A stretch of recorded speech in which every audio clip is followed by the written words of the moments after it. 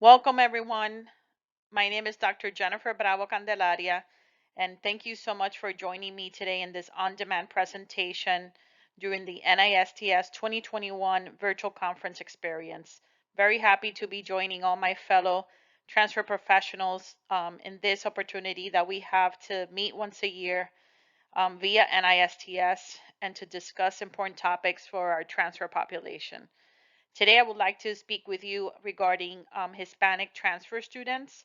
The title of my presentation is Best Practices for Serving Hispanic Transfer Students from a Community College to a Four-Year Institution. I wanted to share some information about my professional background with all of you so you have some context of why this topic is important to me and the experience I have with working with transfer students throughout my higher education career. I currently serve as a Director of Transfer and Transition Services at Florida International University in Miami. Our office assists in the processing of between 12,000 to 13,000 transfer applications each year. We are very proud that we enrolled around 9,600 students on an annual basis. Right now, we are number 2 in the state of Florida in transfer enrollment, and we're top 10 nationwide. So we're very proud of that. And the work that we do on a daily basis is to make sure that our transfer students are having a smooth transition into the university. So our focus is more with the transfer credit and the posting of the transfer credits into the academic record of the student at FIU, and also the posting of accelerated credit. So as you know, we manage a large number of records, so we want to make sure that we, as a team, evaluate, post as quickly as possible so that students are able to register as soon as they are admitted into the institution and they pay for their matriculation deposit. For 18 years, I had the pleasure of working at Miami-Dade College. So I was at a community college for a very long time. And there I worked in student affairs. I worked with grants. I also worked in academic affairs. The job that really touched my heart the most and I was the most passionate about was working as director of the Honors College. I held that position for 8.5 years, and I had the opportunity of assisting hundreds and hundreds of students in completing their AA in less than 2 years with a 3.5 GPA and then transferring to a upper division institution. Our role in the Honors College was mostly to prepare students to transfer out of state. Many of our students were able to transfer to Ivy League schools. For example, we had students transferring to Stanford, Georgetown, MIT, Cornell, and many more. It's a great program, and we really were very proud of the work that we did with the students and making them make their dreams come through. The majority of the students that I work with in the Honors College were Hispanic. I was also the founding director of a program within the Honors College, which is called the Honors College Dual Language Program. And that program emphasized curriculum for bilingual students in English and Spanish to make sure that the students were maintaining their language skills or written skills at a higher level, so that way they could be hired by international companies conducting business in Latin America, where they needed to make sure that their English and Spanish was strong and they were able to negotiate contracts, etc. So overall, my whole career has been working with students in different capacities and helping students with their adjustment into the community college or transferring out, and now at FIU with the incoming transfer population as well. As we begin the presentation, obviously I had planned for a face-to-face interaction with all of you, but due to COVID, we need to make some changes, obviously, and have an on-demand presentation. So part one, I'm going to talk to you a little bit about the importance of making sure that our Hispanic Latino students complete their bachelor's degree on time. And also, I'm going to share with you a little bit of my dissertation and some of the research, the qualitative research that I conducted, and some of the findings that I had while working with Hispanic students during that process. Also in part two, I'm going to share with you some best practices that over the years have been very useful to me when working with transfer students. I'm going to give you the perspective when I work with transfer students at a community college. And I'm also going to give you the perspective that I have now working at a four-year public institution and how, there's some differences there. And at the end, I'll just give you a quick summary. I wanted to show you this map of Central America, South America, the Caribbean, and Spain to showcase the countries that have Spanish as their official language. Those countries that have Spanish as their official language are what we call Hispanic. So you're going to hear me referring, using more the expression Hispanic than Latina when referring to myself or when I speak about my student population. And it's the reason why is because um, most of the students that I work with come from the Hispanic countries. And my family background is Cuban Spanish. Even though I was born in Puerto Rico, my family has very strong ties to Cuba and Spain. So my heritage is a little mixed, but I look Arabic because my grandfather was from a part of Spain that their ancestry there was, as you know, the Moors invaded Spain for 800 years. So we have that in our heritage. So it is really important when you meet Hispanic students that you know where they're from. Every country is a little different. Every country has a different migration story.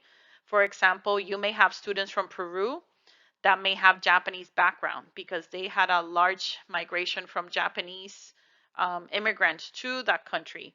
So you'll meet Peruvians that look Japanese, they have Japanese names, but they speak Spanish. So it's interesting to meet such diverse and richness in our student body.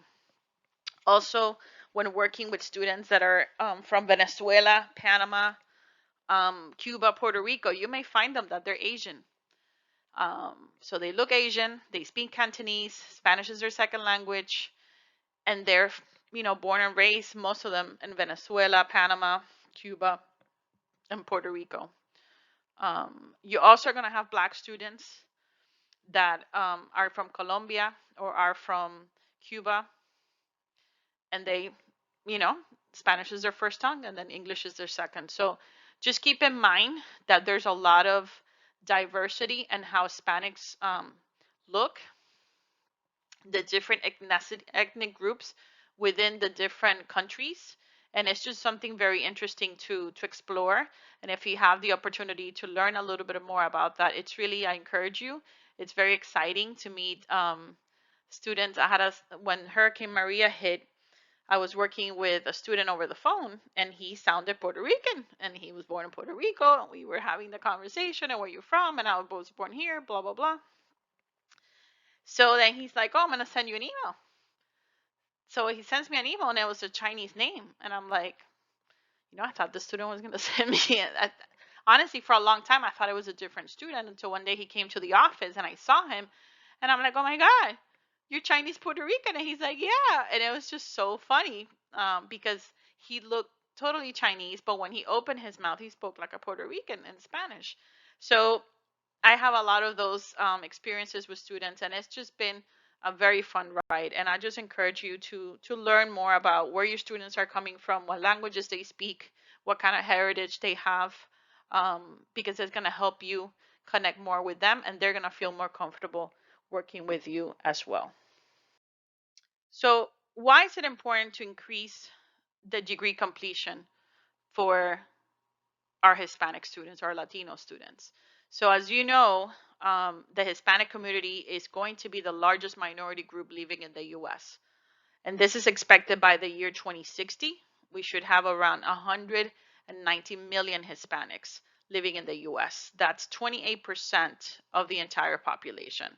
So it is really critical for us as educators to keep this in mind and assist this population of students, creating environments for them in our different institutions for them to thrive and be successful.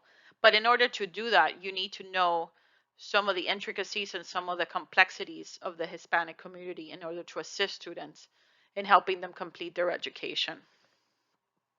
It's very important for these students that are graduating with their AA, with their bachelor's, to make sure that they finish. They're critical to our economic success because they're going to be contributing not only to our national economy, but our global economy as well. According to the Hispanic Association of Colleges and Universities, HACU, 17% of Hispanics have at least a bachelor's degree, and only 5% have an advanced degree. So this is something that when I was working on my dissertation, I wanted to give up so many times, so many times. But the reason that I stuck with it and I finished was because I wanted to make sure that my peers and my friends that were struggling with their education and my niece had a role model. You know, if my aunt could do it, I could do it. Um, and at times, honestly, I was the only Hispanic in class many times, and I felt, um, oh my God, what am I doing here? I don't belong here. And it was really, I had a good colleague of mine that was the one that helped me go through it and finish. So it's really important for us to encourage our students to continue their education and be role models for them, that if I could do it, you can do it as well.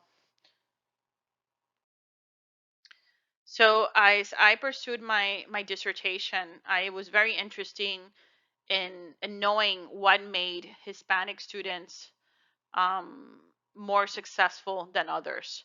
And as I mentioned earlier, I had the opportunity to work in the Honors College at Miami-Dade College, and there I met extremely high achieving Hispanic students from different countries. And it was always interesting to me what made a student more successful than another. So for this study, I recruited and interviewed a group of students that had already graduated from Miami-Dade College and had transferred to a Florida public institution. Um, in the future, I want to broaden that and include some of the other students that I work with that actually attended Ivy League schools outside of the state of Florida. So that's going to be the second part of my study someday. But for this group and for the restrictions that I had to keep it limited.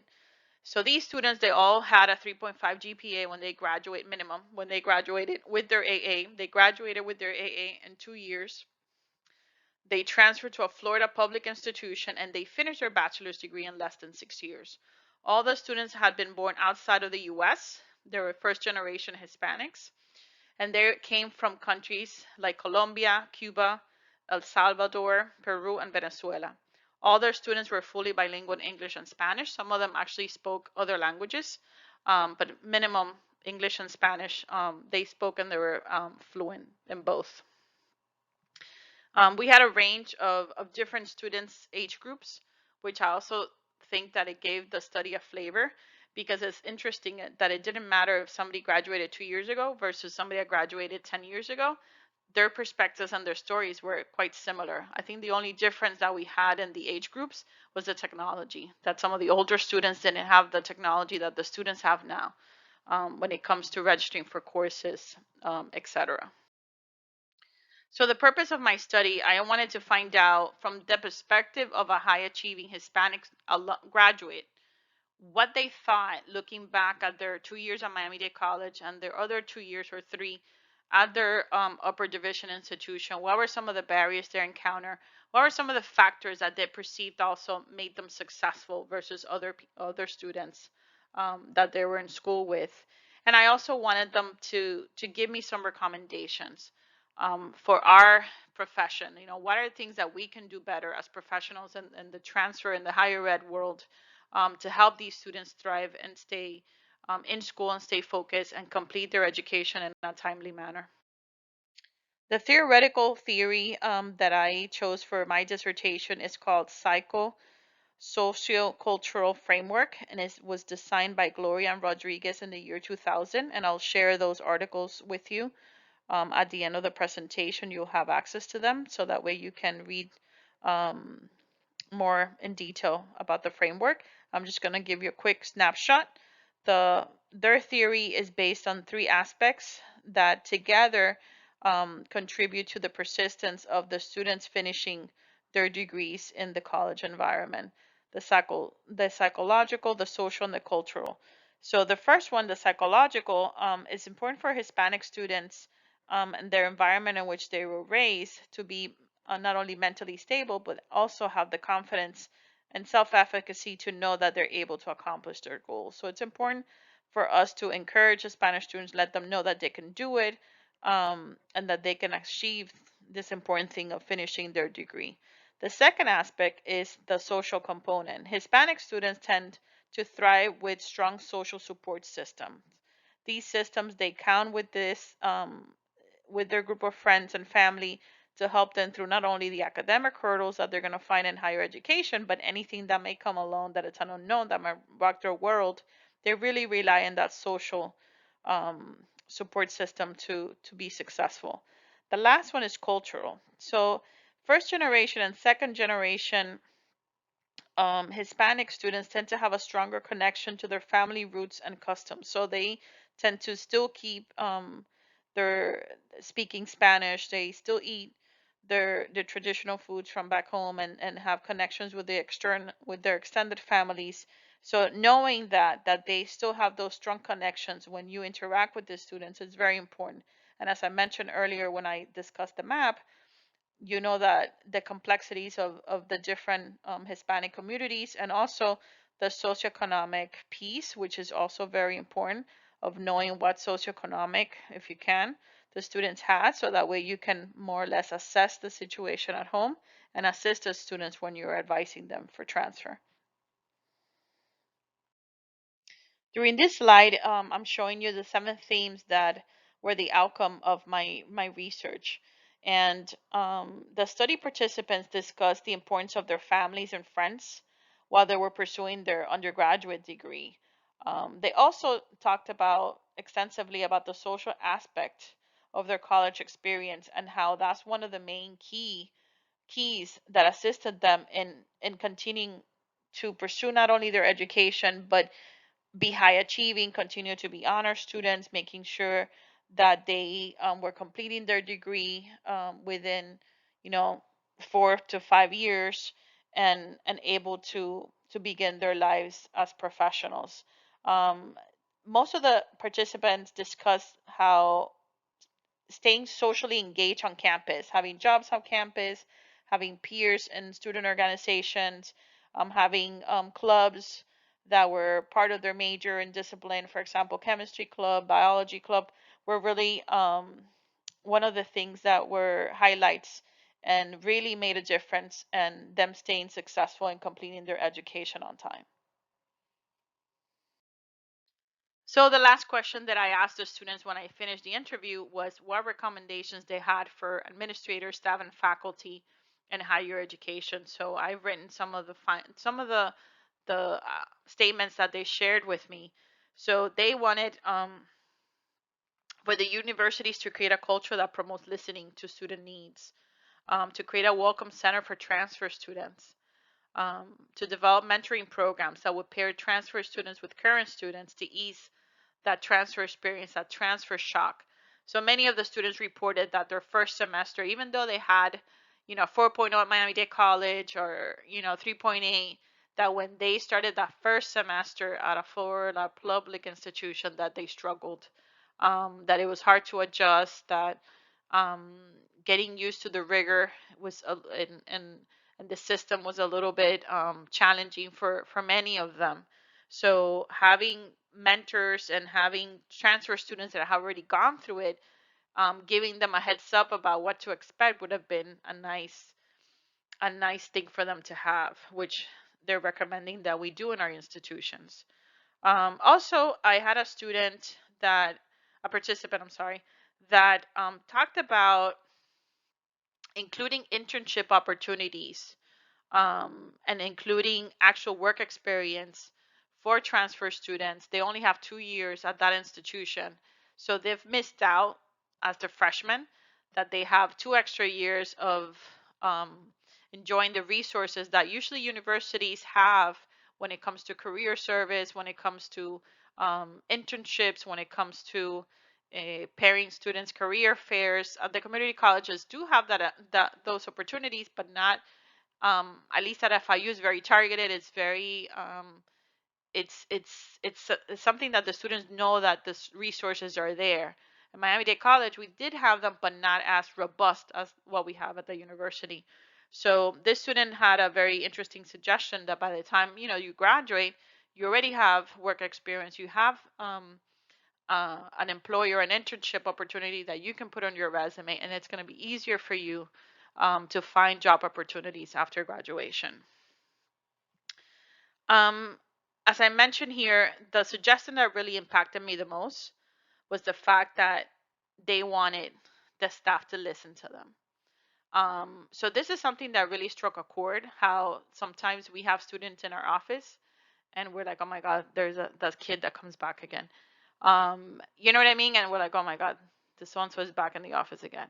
And then they're asking the same question. But we need to really put ourselves in the shoes of the students and really listen to them and really, try to view what's happening from their perspective. And I think be more empathetic and creating an environment where students feel more comfortable, that they can talk to transfer specialists that really are there for them, that understand their plea and are willing to help them through this process. I think that's something for us to consider and to implement in our colleges and universities across the US. So in part two of my presentation, I shared already in part one a little bit of my dissertation and a little bit about working with Hispanic students. I wanted to share with you best practices for working with Hispanic students who want to transfer from a community college to a four-year institution.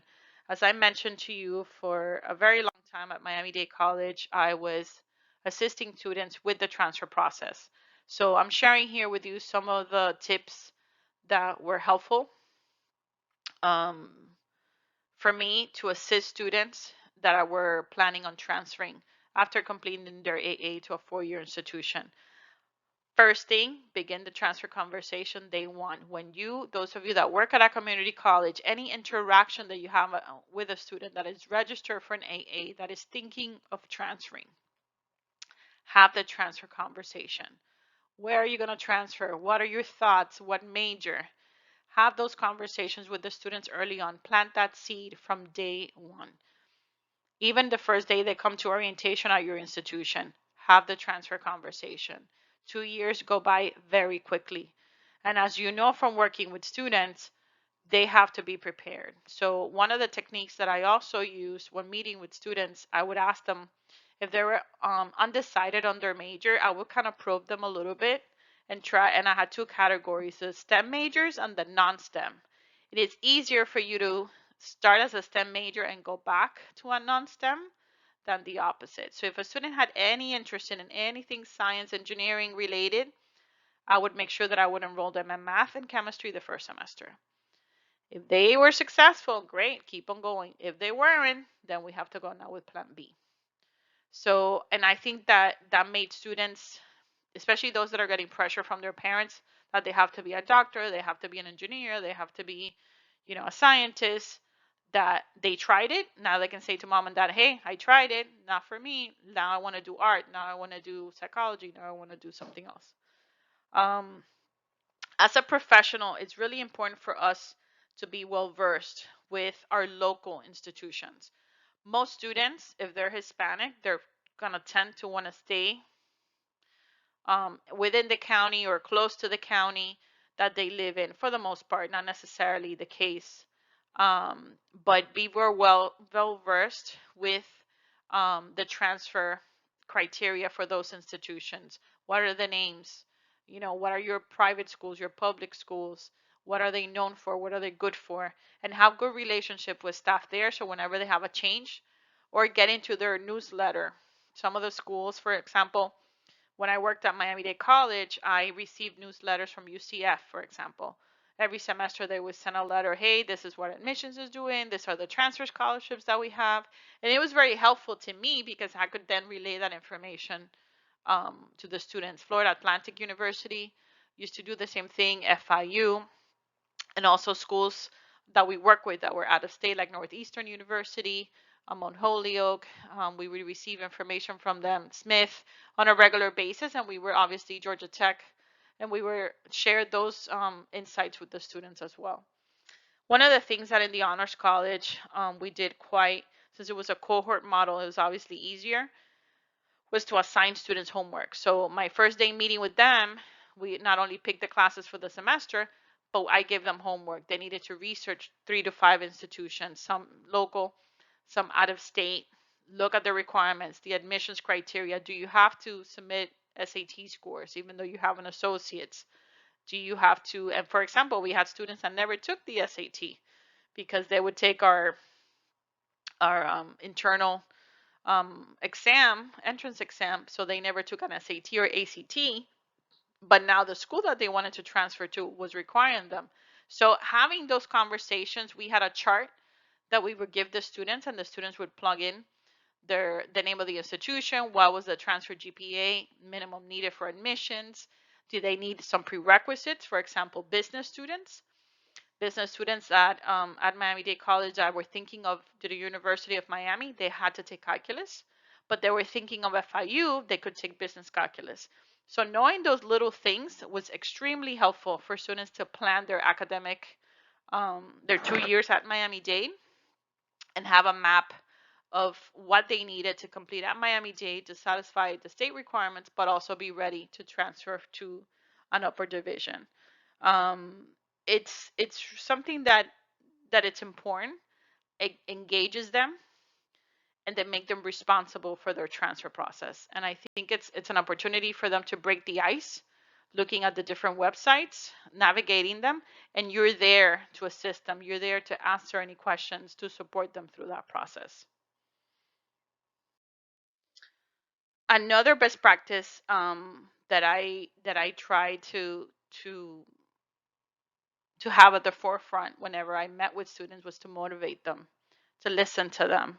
I had a student that transferred to Stanford University, and he sent me a thank you note from California. He said to me, thank you so much for everything you did for me, blah, blah, blah.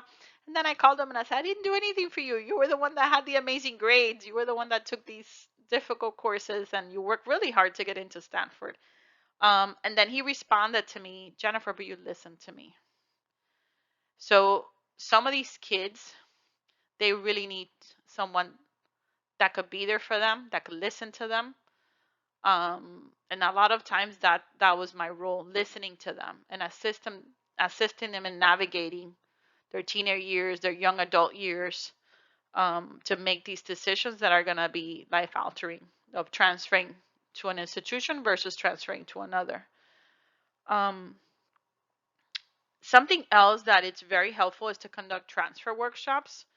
If you have the opportunity to have partnerships with institutions in your area, they can come in and do for you transfer workshops. So if you have, for example, in Florida, the 3 top schools that have the highest transfer enrollment, it's UCF, Florida International University, and University of South Florida. So those 3 institutions, we're part of a consortium together, and we all have bridge programs. So if your institution it's partnered with a university that has a bridge program, those individuals can come in and provide transfer workshops to your students and give them information. They might not attend that school, but that information that they're giving them is going to transfer to other institutions as well.